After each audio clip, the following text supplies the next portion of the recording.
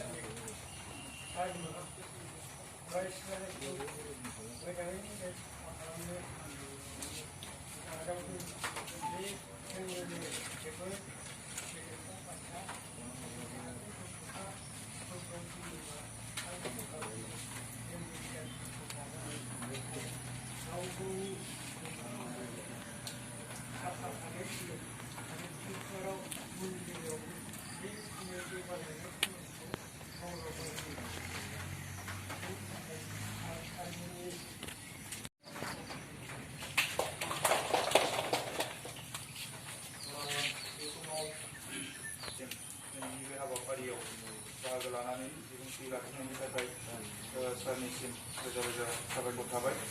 बे समाव जों हाबाफारिखौ मावफुंनो थाखाय जोङो आवगायनोसै आं बे समाव दिनैहाय जे बेखेवनाय जे हाबाफारि आरो बेखेवनाय हाबाफारिनि जे आउटडोर सेसन जे सावरायनाय मेलखौ मेलावनो बाहागो लाफैनो हानाय आरो दिनैनि हाबाफारिखौ बेखेवनानै होफैनो हानाय दुलाराय बर' फरायसा आफादनि सोलोंथाइ नेहाथारि लोगो सोलोंथाइनि आरो सारनिसिम बे समाव रोजा रोजा साबायखर थाबाय आरो लोगोसे क'क्राझार जिल्ला दुलाराय बर' फरायसा आफादनि लोगो गाहाय नेहाथारि सारनिसिमबो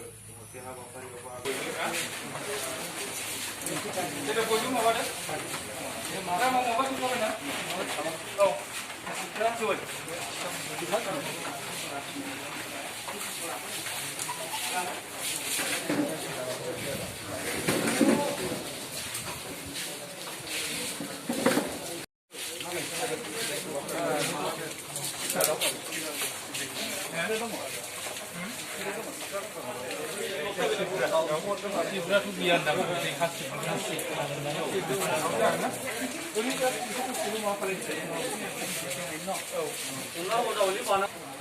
आखाइया हाबनानै दं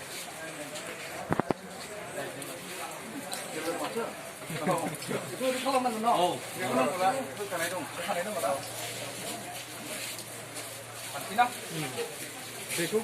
माबाय थानाय सानदों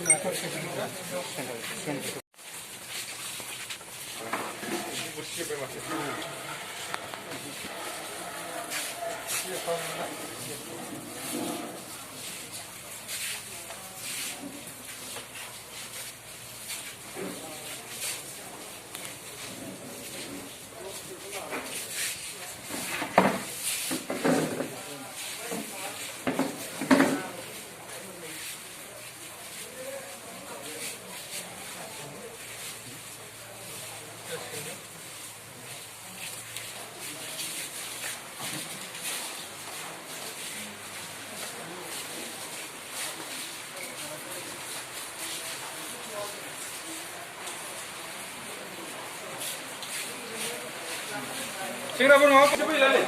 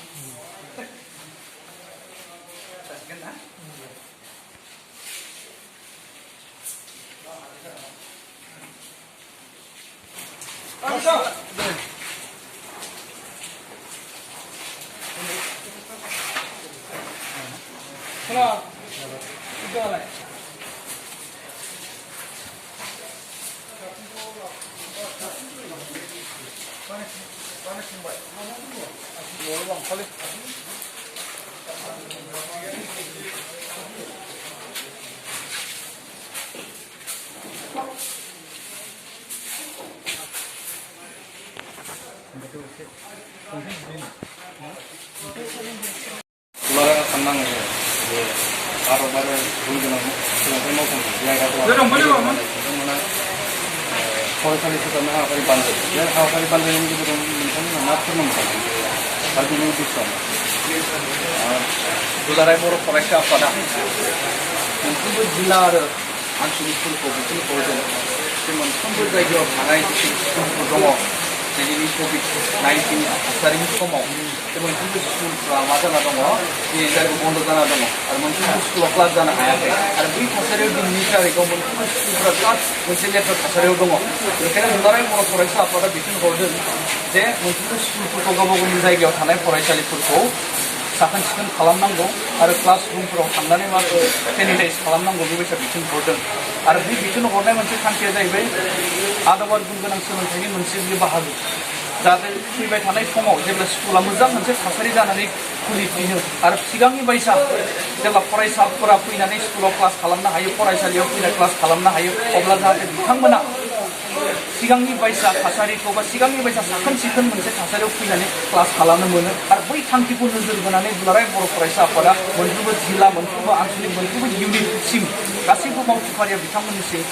बिथोन हरदों जे मोनफ्रोमबो फरायसालिफोरखौ गावबा गावनि जायगायाव थानाय फरायसालिफोरखौ साखोन सिखोन खालामनो थाखाय कर'ना भाइरासनि समाव फरायसाफोरनि सोलोंथाइ लानाय बेलायाव जिंगा जानांगौ दा दुलाराय बर' फरायसा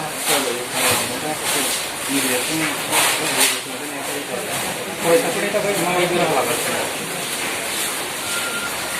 दुलाराय बर' फरायसा आफादा मोनफ्रोमबो जिल्ला आरो दख'रानिसिम बिथोनलाय हरदों जे